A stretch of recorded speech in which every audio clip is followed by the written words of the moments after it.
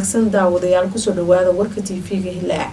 qodobada aad daawan doontaan waxaa kamid ah gudoomiyaha golaha shacabka Sheekh Aadan Madoobe ayaa shir gudoomiye kulanka golaha shacabka Ra'iisul Wasaare Xamse Cabdi Barre wafdi hogaaminaya ayaa dalka dib ugu soo laabtay kadib markii uu ka qayb galay shir ka dhacay dalka Qatar madaxweynihii hore ee Soomaaliya Sheekh Shariif Sheekh Axmed ayaa ka qayb galay kalfadhiga baarlamaan madaxweyne ku-xigeenka Hirshabeelle Yuusuf Dabageed iyo siyaasiyiin ka soo jeeda gobolka Hiiraan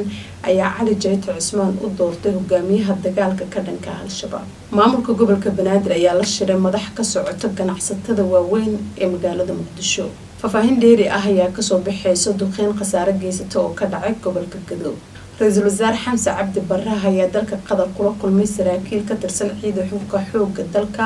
oo tababar uga socda dalkaasi taliska Mareykanka ee Africom ayaa iska fogeeyay duqeymo dad shacab ah lagu dilay oo ka dhacay gobolka Galgaduud guud ahaan warka TV-ga Hilaac waa naga inta